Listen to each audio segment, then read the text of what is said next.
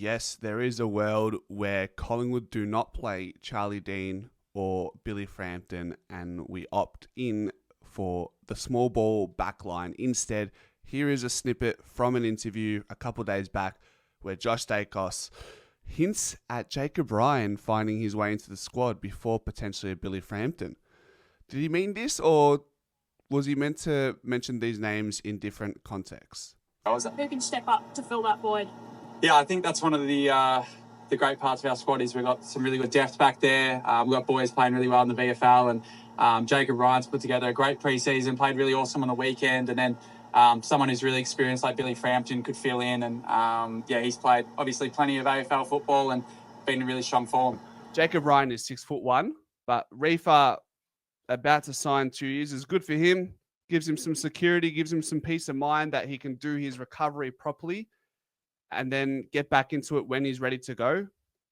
I think the club liked what he did too much to offer him anything less than 2 years on the table, and that's what they're going to go with. So be it.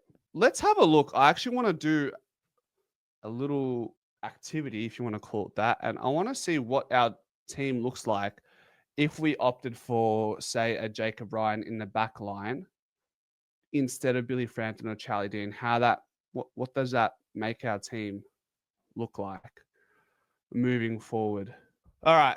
So if Jacob Ryan is in our back line, this is what we should expect. This is how we should expect to line up. Darcy Moore. Now, we saw on the weekend, it was probably like one of the first games in a while where we saw Darcy Moore persist as being that genuine one-on-one defender with Sam Darcy. And I'm sure we'll hear a little bit more about that throughout the commentary of the year. I think Darcy Moore's probably putting his hand up and said, no, I want to take the best forward where possible. And I think he had a lot of really strong wins against Sam Darcy. And I would argue and probably, did he beat Sam Darcy? No, but I still don't think that Sam Darcy beat him, beat him to the point where it was like, wow, like that matchup shouldn't have happened. I felt like Darcy Moore had some really strong wins and some crucial moments. I would say I'd probably give it a 60% or 65% win Sam Darcy and 35% wins in the game to Darcy Moore.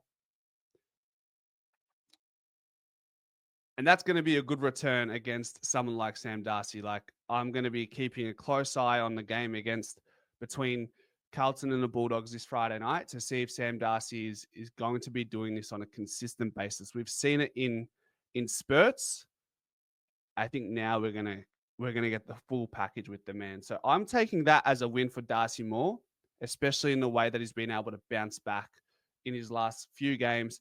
Even his final 5 games against of 2024, he was on the rebound and improving, returning back to the form. But I probably still say he's maybe 20% off his All-Australian sort of contention form. His numbers are starting to trend in the right direction. Now it's just we want his aura back. When Darcy Moore was around the ball in 2023, he just had aura. Whenever the ball came his way, it's like he was a force field and you just couldn't break him in the air. So I've got Darcy Moore there. Let's say this is an easy one. We'll go Q. Where are you, big man? Quaynor will be at the bottom, won't he? Yep. So Isaac Quaynor, he's done big jobs in the past. Like I said, against Jeremy Cameron late last year, he was decent. On the other side, we can put, not that it matters too much, but Jeremy Howe can go there. Oh, I guess most of you guys will want Braden Maynard there. And then say a Jeremy Howe here. And then you've got like your Dan Houston. And then what you can do is you can do this. You can go Harry Perryman. So you can be a little bit taller and more defensively sound. You got Perryman and Houston. And then you got Josh Dacos here. And then you've got Lipinski, who was outstanding, in my opinion, against Footscray in some critical moments. The midfield is always it's like a roll of the dice at the moment with the way Fly McRae's picking a team. But say everyone's in best form, you're doing that. Half forward. So your high half forwards, what you've got, McCreary, Shooter, who has talked to a little bit of continuity in the preseason and in the way that he's been able to bounce back from last year. He's playing like the player we were hoping for when we got him from Fremantle. Yes, last year there was a lot of injuries and changes and whatnot. He had the full preseason this year unhampered and is really starting to show his worth. And the passion and the desire and intent on the ball was always there. It was just that polish we've been looking for. We've been getting that the last 2 games, which has been massive for him. McStay, I don't know, guys. I'm foreshadowing that I don't see Mason Cox in here.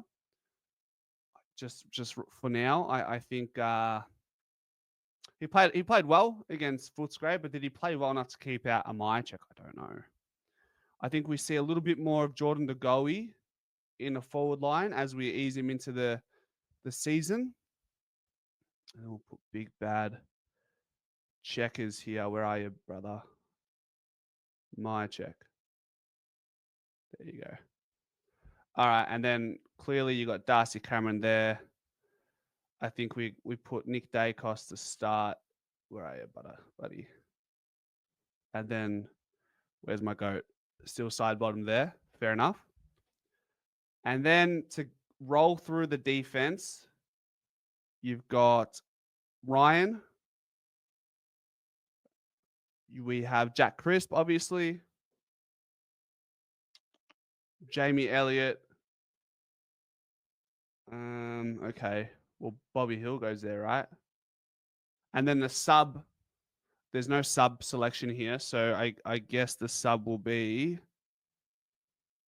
it'd be Ned Long. Yeah? That makes sense. How do we like the look of that? So, yes, we don't have a genuine recognizable second key tall there.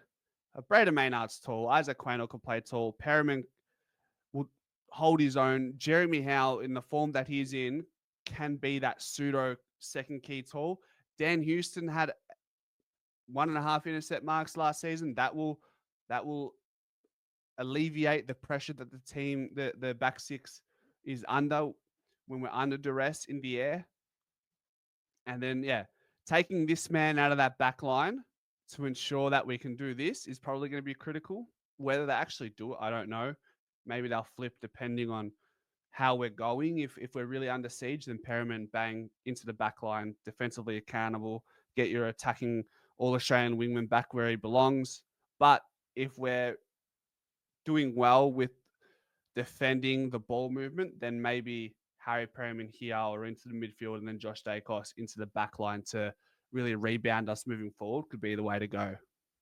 So Steve-O says, I think Darcy Moore plays better one-on-one. Let Jeremy Howe play the intercepting back. I genuinely think that's probably the way we're going to go. That's the way we're going to go. Sam Darcy looked great with McInnes down to support Darcy Moore. Mohammed, what have you said? Sam Darcy looked great with McInnes down to support Darcy. Does not make sense. Southeast Wolf, another small defender will offer extra pace out of attack, but we may be vulnerable with the high ball into our defense. It's got to come down to matchups. Yeah.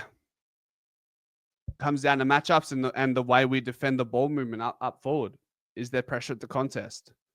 That way, if we are defending well, the ball's going to come in slow and we're going to be able to invite our intercepting players like Jeremy Howe and Darcy Moore into the game.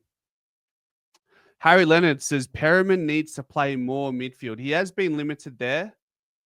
He has been genuinely limited in the midfield, but I just think at this point we need Harry Perriman wherever the gap needs to be filled right now. I know that's an expensive gap to be paying for, which is $900K, a gap filler.